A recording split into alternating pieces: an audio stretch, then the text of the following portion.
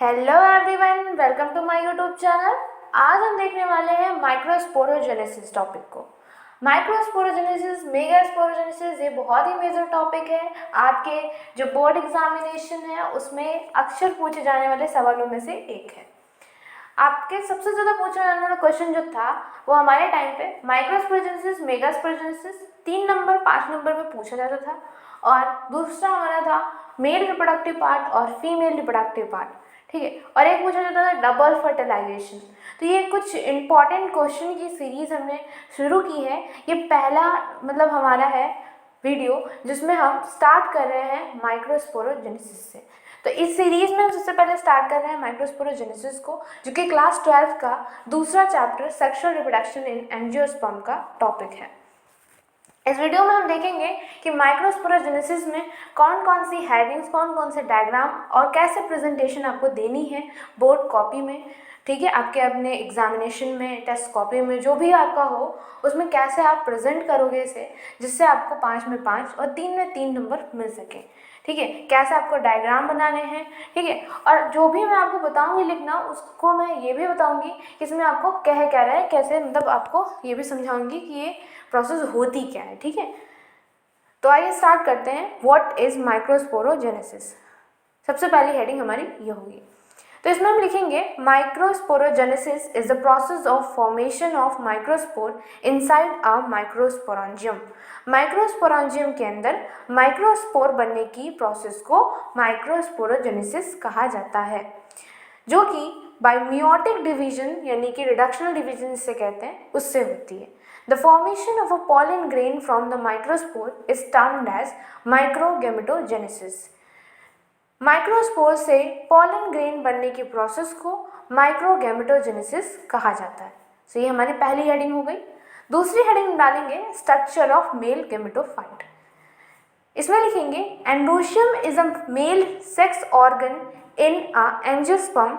स्टेमन is a unit of androecium. It has 3 main part. Androecium, जैसा कि हम flower का जो स्ट्रक्चर देखते हैं तो उसमें हम देखते हैं काइलेक्स, कोरोला, सेपल्स, पेटल्स, ठीक है, एंड्रोशियम, गाइनोशियम। तो जो हमारी काइलेक्स होती है उसकी वॉल को सेपल्स बोल देते हैं और पेटल्स की वॉल को हम लोग कोरोला कह देते हैं, ठीक है। ऐसे ही स्टेमन की वॉल को एंड्रोशियम कहते हैं और पिस्टल की वॉल को गाइनोशियम कह देते हैं। तो मेल का जो होता है, मेल रिप्रोडक्टिव पार्ट, वो होता है हमारा एंड्रोशियम और फीमेल का होता है गाइनोशियम। तो जो मेल का एंड्रोशियम मेल रिप्रोडक्टिव पार्ट है उसकी यूनिट को हमने स्टेमन कहा है, क्योंकि स्टेमन से मिलकर वो बना है। जैसे हमारी जो स्ट्रक्चर एंड फंक्शन यूनिट होती है वो सेल होती है, सेल से, कोशिकाओं से हम मिलके बने हुए हैं। वैसे ही जो मेल रिप्रोडक्टिव पार्ट है फ्लावर का, वो स्टेमन से मिलके बना हुआ है। तो स्टेमन से मिलके बना हुआ है जिसके 3 पार्ट होते हैं, एंथर, कनेक्टिव और फिलामेंट। जैसा कि हम इस डायग्राम को देखें तो ये हमारा ऊपर हो गया एंथर, दूसरा नीचे आपको दिख रहा है, सबसे नीचे वो फिलामेंट है। इन दोनों को जोड़ने का काम हमारा कनेक्टिव करता है, इसलिए वैसे हम क्या कर रहे हैं, कनेक्टिव, कनेक्ट कर रहे हैं। तो ये हमारे हो गए स्टेमन के 3 पार्ट। अब हम देखने वाले हैं तीसरी हेडिंग में TS of anther, transverse view जो होता है वो। If we cut the TS of anther of flower we get a 2 lobes, यानी कि हमें अगर हम टीयर्स ऑफ एंथर को कट करें फ्लावर के तो हमें 2 लोब देखने को उसमें मिलते हैं, जिसे हम लोग बाइलोब्ड कहते हैं। ईच लोब हैज़ 2 थीका, हर एक लोब में 2 थीका होते हैं, जैसे हम लोग डायथीशियस कहेंगे। It means anther has 4 theca, each theca contains sporangium. इसका मतलब कि एंथर में 4 थीका होते हैं, क्योंकि 2 लोब होते हैं, एक लोब में 2 थीका, यानी कि 2 लोब में 4 थीका, यानी कि वो टेट्राड होता है। The outer most layer of sporangium, मतलब ये जो माइक्रोस्पोर होता है उसकी सबसे आउटर मोस्ट लेयर जो होती है वो एपिडर्मिस होती है। Below the epidermis endothecium is present, ठीक है। एपिडर्मिस के नीचे आपकी एंडोथीशियम की लेयर पाई जाती है and below the endothecium 2 to 3 layers of middle layer is present. Endothecium के नीचे 2 से 3 लेयर आपकी मिडिल लेयर की पाई जाती है। In sporangium, tapetum layer is found, which gives the nutrient to the microspore mother cell is present, which is after a rational division give rise to the haploid microspore. और इस जो आपकी middle layer है, 2 से 3 layer जो होती है आपकी मिडिल लेयर होती है, उसके नीचे आपकी पाई जाती है टैपेटम लेयर। वो बहुत ही इंपॉर्टेंट फंक्शन परफॉर्म करती है। वो क्या करती है, न्यूट्रिएंट, नरिशमेंट और भी मल्टीपल फंक्शन उसके होते हैं। अभी हम आगे उसी को हम बताएंगे डिटेल्ड में, ठीक है। जिससे हमारा क्या होता है, रिडक्शनल डिवीजन होकर microspore mother cells haploid microspore बन जाता है। These form layer of microspore have their own function, ठीक है। इन जो ये जो सारी लेयर्स हैं, इनके खुद के अपने अपने फंक्शन होते हैं जो कि माइक्रोस्पोर को बना रही होती हैं। तो ऐसा हम डायग्राम बनाएंगे, ठीक है। पूरा ऐसा एकदम डायग्राम बनाएंगे अच्छा से, एकदम सुंदर सा। और उसके बाद इसे हम ऐसे दिखाएंगे, एक साइड की लेयर को हम दिखा देंगे ऐसे डायग्राम को जूम करके कि आप उसकी लेयर्स को देख रहे हो। तो लेयर को देख रहे हो तो उसमें आप क्या देखने को पा रहे हो, सबसे बाहर एपिडर्मिस, उसके बाद एंडोथीशियम, फिर 2 से 3 लेयर मिडिल लेयर, उसके बाद टैपेटम सबसे अंदर देखने को पा रहे हो।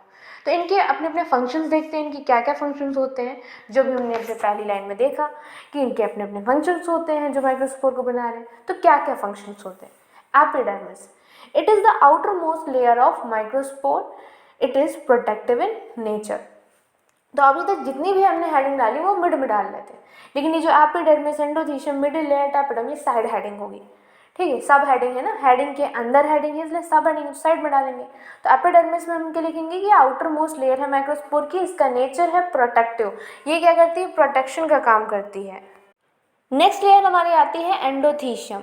एंडोथीशियम हमारी सेकेंड लेयर है माइक्रोस्पोर की, जो कि एपिडर्मिस के नीचे प्रेजेंट होती है। It is also protective in nature, give a fibrous thickening, fibrous band present on walls of endothecium help in dehiscence, ठीक है। क्या करता है कि जो एंडोथीशियम होता है उसकी डिहाइसेंस में ये हेल्प करती है, जो फाइब्रस बैंड प्रेजेंट होते हैं। क्यों डिहाइसेंस होती है भाई, जब बस्ट करेगी तभी तो उससे माइक्रोस्पोर मतलब पॉलन बाहर निकलेंगे, है ना। फिर आ जाती है हमारी मिडिल लेयर। मिडिल लेयर जो होती है वो एंडोथीशियम के नीचे 2 से 3 लेयर प्रेजेंट होती है। वो खुद को डीजेनरेट करके माइक्रोस्पोर के अंदर प्रेजेंट माइक्रोस्पोर मदर सेल्स को न्यूट्रिएंट देती है, ठीक है, खुद को डीजेनरेट करके। फिर आ जाती है हमारी सबसे इम्पॉर्टेंट, सबसे महत्वपूर्ण जो है इसमें, वो हमारी इम्पॉर्टेंट है टैपेटम लेयर, ठीक है। उसी का सबसे ज़्यादा मेजर रोल है इसमें। आइए देखते हैं। Tapetum is the inner most layer of microspore which is pyramidal in shape. It has multiple functions. It gives the nutrient nourishment to the sporogenous cells. It is also known as nurse cell. इसके कई सारे function होते हैं। ये pyramidal shape का होता है, nutrient देता है, नरिशमेंट देता है स्पोरोजेनस सेल्स को, इसलिए हम इसे नर्स सेल कहते हैं। It also release a pollen kit. Pollen kit क्या होता है, एक स्टिकी सा मटेरियल होता है जिसकी वजह से पॉलन ग्रेन किसी भी चीज़ से चिपक जाते हैं। जैसे कि कोई भी एनिमल या कोई भी बटरफ्लाई, मक्खी वगैरह, कुछ भी हनी बी वगैरह जाके उस फ्लावर पर बैठी तो उस पर पॉलन ग्रेन चिपक जाते हैं, क्योंकि उसमें होता है पॉलन ग्रेन, स्टिकी सा सब्सटेंस, चिपक जाते हैं। जब वो दूसरे फ्लावर पे जाके बैठेंगे तो उस पर वो पॉलन ग्रेन गिर जाते हैं, जिससे होती है क्या, पॉलिनेशन। तो वो तो हमारी बात की बात है। अभी तो हम देख रहे हैं टैपेटम लेयर। और क्या प्रोड्यूस करता है, वो प्रोड्यूस करता है यूबिश ग्रेन्यूल्स। जो एक्साइन लेयर होती है पॉलन ग्रेन की, वो प्रोड्यूस करती है यूबिश ग्रेन्यूल्स। अभी हम एक्साइन एंटाइन देखेंगे। Tapetum produce callase enzyme. Callase enzyme भी टैपेटम लेयर हमारी जो होती है वो प्रोड्यूस करती है। अब हम पहुंच चुके हैं चौथी हेडिंग पे। ये हमारी हेडिंग मिड में पड़ेगी।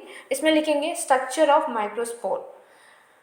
इसमें हम लिखने वाले हैं, आइए देखते हैं क्या लिखते हैं, कि it is a spherical in shape. कैसा होता है, स्फेरिकल शेप का होता है। And made up of 2 layers, outer spiny intine layer an inner smooth layer exine, ठीक है।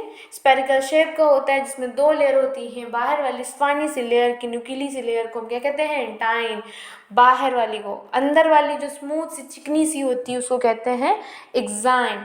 और इसके अंदर क्या है, साइटोप्लाज्म, ठीक है। और इसमें एक मिड में प्रेजेंट होता है न्यूक्लियस। फेवरेबल कंडीशन होती है, सो ये जो हैप्लॉइड स्पोर है इससे एक न्यू स्पोर का जर्मिनेशन हो जाता है। तो ये आइए डायग्राम देखते हैं। ये हमारी एक्साइन लेयर हो गई, बाहर वाली नुकीली सी, और डायग्राम थोड़ा अच्छा सा नहीं बन पाया, ठीक है। आप अच्छे से बनाइएगा, आप एनसीईआरटी में देख लीजिएगा डायग्राम, ठीक है, या फिर नेट पे सर्च कर लीजिएगा। तो ये एक्साइन होती है, उसके बाद जो ये स्पाइनी सी है, उसके बाद इंटाइन आप देख सकते हो ब्लू कलर की है, और ये जो ऑरेंज कलर का है साइटोप्लाज्म है, बीच में हमारा न्यूक्लियस प्रेजेंट होता है। अब हम पहुंच चुके हैं सबसे लास्ट हेडिंग, हमारी 5वीं हेडिंग है डेवलपमेंट ऑफ माइक्रोस्पोर, यानी मेल गैमेटोफाइट का कैसे डेवलपमेंट होता है फ्लावर में। The nucleus of microspore form 2 cells, prothallial cells and antheridial cells. So ये हमारा जो अभी हमने माइक्रोस्पोर देखा था वो डायग्राम था, तो उससे हमारी जो होती है उसके न्यूक्लियस से, माइक्रोस्पोर के न्यूक्लियस में 2 सेल्स होती है, डिवीजन होता है, तो प्रोथीलियल सेल्स और antheridial cells. Now the antheridial cells form the generative cells. तो ये जो हमारी एंथेरिडियल सेल है ये जनरेटिव सेल्स से ट्यूब सेल का फॉर्मेशन करती है, और ट्यूब सेल, एंथेरिडियल यानी जनरेटिव सेल्स और प्रोथीलियल सेल्स, ये 3 सेल्स मिलकर मेल गैमीट को, 2 मेल गैमीट को बनाती हैं, ठीक है। ये देखिए आपके 2 मेल गैमीट, यही 2 मेल गैमीट जो होते हैं पॉलिनेशन के थ्रू, पॉलिन ट्यूब की मदद से फीमेल रिप्रोडक्टिव पार्ट यानी कि गाइनोशियम में जाते पिस्टल के ओवरी में पहुंचते हैं और फर्टिलाइजेशन करते हैं, जिसे हम लोग डबल फर्टिलाइजेशन कहते हैं। तो वो हम बाद में देखेंगे नेक्स्ट वीडियोस में। अभी तो हम लोग माइक्रोस्पोरोजेनेसिस देख रहे हैं, ठीक है। वो भी मैं बताऊंगी क्योंकि वो भी बहुत इंपॉर्टेंट है, वो भी 5 नंबर 3 नंबर का आता है, ठीक है। अभी तो फिलहाल हम लोग माइक्रोस्पोरोजेनेसिस देख रहे हैं, तो उसी से रिलेटेड जितने भी वर्ड्स आ रहे हैं वो मैं एक्सप्लेन करते जा रही हूँ। तो अभी तक आपने देखा, ये जो है आप 5 नंबर में लिखोगे, ठीक है, जितना अभी अब तक हमने आपको बताया, जो जो डायग्राम बताया, जो जो हेडिंग्स बताए, जैसे जैसे हमने बताया वैसे वैसे लिखोगे तो आपको 5 नंबर पक्का मिलेंगे। अब हम देखने जा रहे हैं कि अगर 3 नंबर का होगा तो हम कैसे लिखेंगे, इसी में देखते हैं, ठीक है। जैसे आप 3 नंबर का पूछा तो आप क्या लिखोगे, सबसे पहले बीच की हेडिंग डालोगे, mid heading microsporogenesis. What is ना लिखना, सिर्फ लिखना माइक्रोस्पोरोजेनेसिस, और उसमें पूरी जो हमने पहला पढ़ा था कि माइक्रोस्पोरोजेनेसिस होता है क्या है, फिर माइक्रोगैमेटोजेनेसिस कैसे होता है, तो ये सारी चीज़ें लिख लेना। उसके बाद नेक्स्ट हेडिंग जब डालना तो वो डालना टीएस ऑफ एंथर, ठीक है, या टीएस ऑफ एंथर डालना, और पूरा का पूरा टीएस जो है उसके बारे में लिख लेना और डायग्राम बना लेना, ये जो आपको दिख रहा है टेट्राड ऑफ माइक्रोस्पोर, ठीक है। वो डायग्राम आप पूरा दिखा देना, उसके लेयर्स को दिखा देना, उसके लेयर्स के हेडिंग्स को जो है साइड में डाल कर उसको फंक्शंस की तरह से एक एक करके पॉइंट वाइज एक्सप्लेन कर देना। नहीं करते पॉइंट वाइज तो पैराग्राफ वाइज, ठीक है, एक्सप्लेन कर देना। वैसे पॉइंट वाइज ठीक रहेगा आपके लिए, पॉइंट वाइज आप एक्सप्लेन करते जाना हेडिंग्स को डालकर, ठीक है। तो बस सिर्फ 3 नंबर के लिए अगर लिखना है तो बस इतना ही लिखना और आपको मार्क्स मिल जाएंगे। अब हम एक फ्लो चार्ट लास्ट में जाते हैं कि आर्की स्पोरियल सेल्स जो होती हैं आपके, जो प्रेजेंट होती है इसमें स्पोर्स में, तो वो स्पोरोजेनस सेल्स में होती हैं। तो वो क्या करती हैं, एमएमसी यानी माइक्रोस्पोर मदर सेल्स को बनाती हैं, और वो टेट्राड ऑफ माइक्रोस्पोर में बनाते हैं, और उसी से फॉर्मेशन होता है हमारे पॉलन ग्रेन का। क्या बनते हैं हमारे पॉलन ग्रेन। तो ये एक फ्लो चार्ट हुआ, archesporial cells, sporogenous cells, MMC, tetrad of microspore, उससे बना एक इंडिविजुअल पॉलन ग्रेन। सो ये हमारा हो गया पूरा का पूरा माइक्रोस्पोरोजेनेसिस। अगली वीडियो में हम सीखेंगे मेगास्पोरोजेनेसिस के बारे में। ये बहुत ही इंपॉर्टेंट टॉपिक है, ठीक है, अक्सर ही हमारे बोर्ड एग्जामिनेशन में पूछ जाते हैं। ये सिर्फ हम उन्हीं के लिए बताए हैं जो बोर्ड्स के लिए हैं, कि उनको कैसे प्रेजेंट करना है इस क्वेश्चन को, ठीक है, कौन सा डायग्राम बनाना है वो मैंने आपको बता दिए हैं, ठीक है। अगर आप ऐसे ही लिखते हो तो आपको 5 नंबर 3 नंबर मिलने से कोई नहीं रोक सकता, ठीक है, आपको अच्छे से मिलेंगे इतने मार्क्स, ठीक है। तो इतना ज़रूर लिखिएगा, और नेक्स्ट वीडियो में हम आपको इसे अच्छे से बताएंगे।